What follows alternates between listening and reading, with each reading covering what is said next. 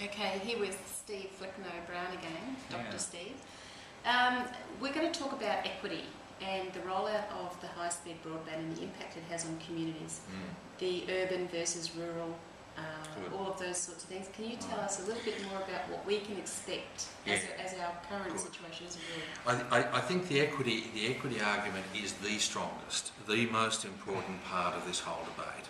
First of all, as no doubt other people have said before and better than me, the simple equity of access to high-speed telecommunications and broadband internet, that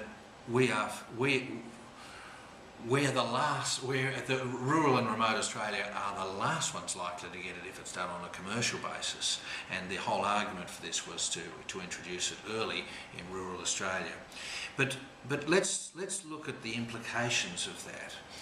The first thing is we've heard that this is a rich learning environment for students and for postgraduate practitioners, and what we've noticed over the years is that every time a working class town becomes a university town, a whole lot of things in the social capital of the town change. You get a different level of discourse. You get that fresh energy of the inquiring young minds, and people get used to thinking about things, questioning things, reading things and learning things. And there's no doubt that the degree of the amount of education a person has is the top indicator of health status and longevity. So as we improve our role as a university town, Broken Hill will see improvements across the board in its social capital, the way people talk to each other, the way people interact. We'll see an increasing level of general rub-off, learning in the town, and therefore it will have it is likely to have a positive influence on the health and longevity of our people. While I'm on this, let's just go back to the operational business of health care.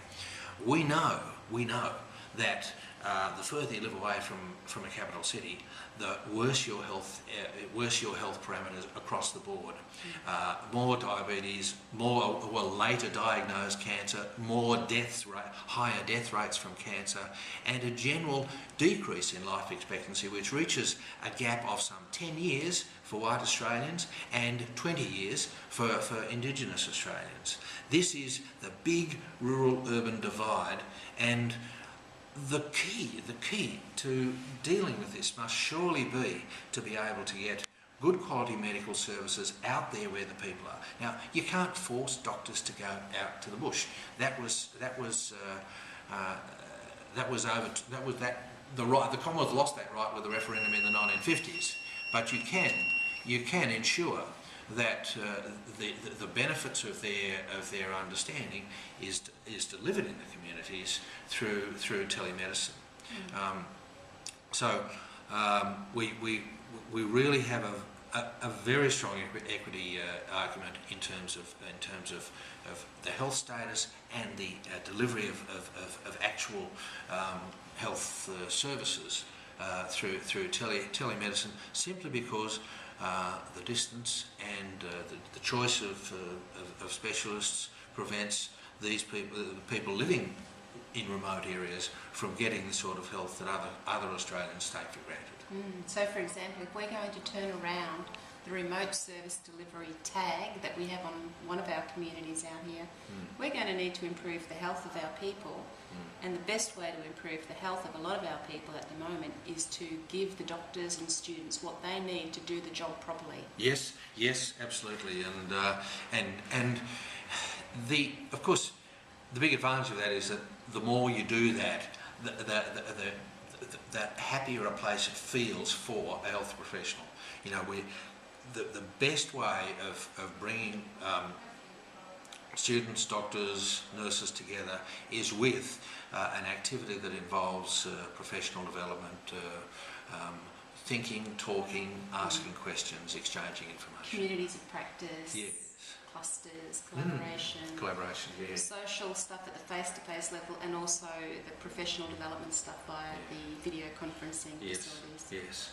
And the e-health stuff, the literally getting people to getting people who would otherwise work in the capital cities to be standing in front of a video,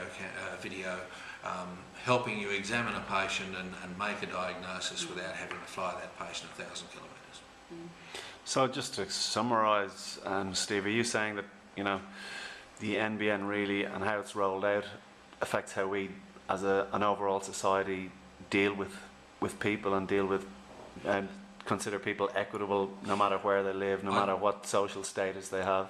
I would certainly, I'd certainly say that having access to the same quality of telecommunications infrastructure is a demonstration of how fair a nation we are.